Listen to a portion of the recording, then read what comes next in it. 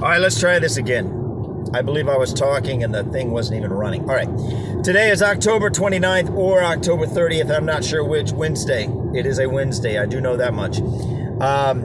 2019, Tampa Bay, State Road 589, northbound on my way to work. I'm late because I'm always late because I'm the most time unconscious person you've ever met in your life. I am not a very good friend of time at all. But look at how clear the sky is here in Tampa Bay. We have had so many, a chemtrail trashed sky is the exception now. But I just wanted to show you that in some previous videos, I have made mention of the fact that we do have the occasional chemtrail, and that's a couple of examples there. So there's 4. And that's kind of what it's like around here these days, is it's very sparse. It's very, very much the exception. About a year ago, I was doing these videos, and we had not a single day, never a single day, where basically the entire sky was just completely trashed with this aerosolized heavy metal, aluminum oxide, strontium oxide, barium oxide, sulfuric acid. Obviously, sulfuric acid is not a metal, but let's not get technical here.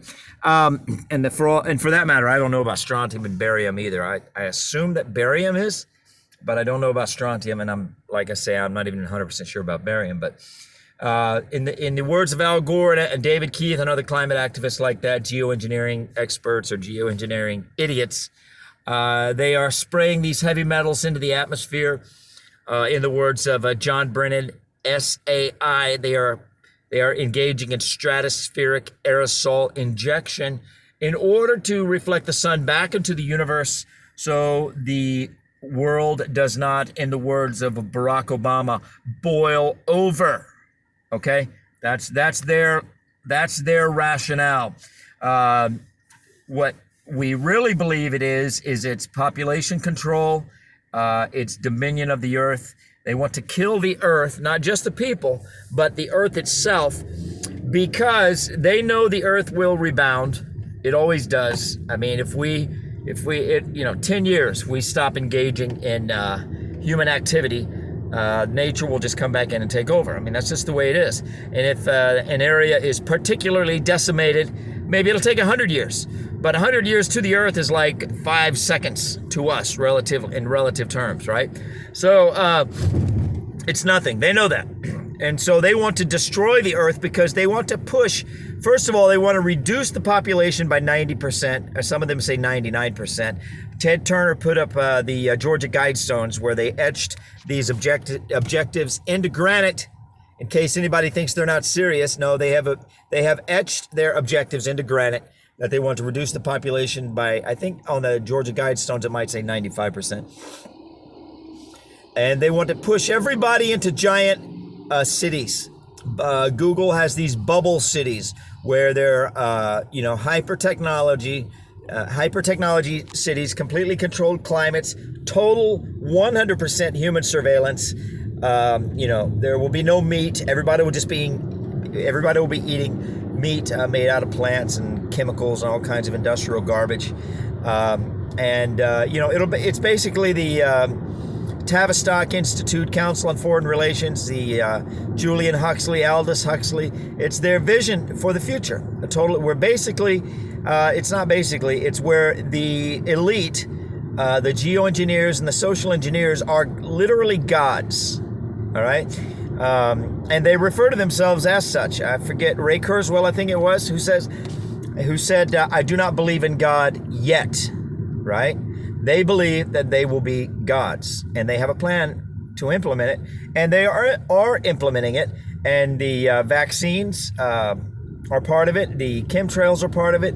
The chemicals and the poisons in the food, the fluoride in the water, the general overall dumbing down and sickening or weakening of the population, so that we won't be intelligent enough to resist anything that they do.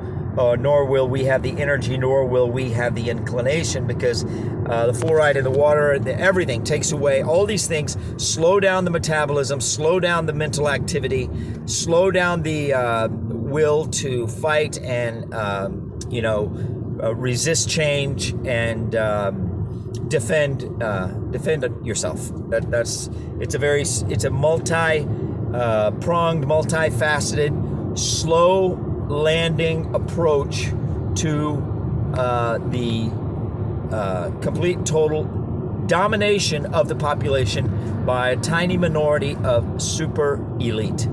So anyway, but like I have been saying, as soon as the Mueller report came out, the chemtrails in Tampa Bay started appearing, as opposed to on a constant basis. They were appearing on a stuttered basis. So they did. As soon as the Mueller report came out, about 3 days later, the chemtrails disappeared for about 2 weeks. Then they came back for a week, and then they disappear for a week. Then they'd come back for a couple days, and they'd disappear for 4 weeks, and then they'd come back for a week. And then following the July 4th military extravaganza that Trump put on, the chemtrails all but disappeared. I mean, they're barely there. The word is that these chemtrail operations are referred to as nests, and in many cases they are coming from underground military bases. So the airplanes take off from underground. You've seen that in some of the movies where airplanes are taking off from inside the sides of mountains and whatnot and so forth. So, but apparently the word is that Trump and the Trump administration and the good people in the military, because there's good and bad in the military, they have knocked out a bunch of these chemtrail nests, but there are a few remaining. It's not that easy to knock them out, because a commander of a military base is, from what I understand, the closest thing you'll get to a dictator in a free society, and they are virtual dictators. I mean, their people are trained and conditioned to fight, not to fight, but to obey the commands that they are given by their commanding officer, to the death, to their own death. So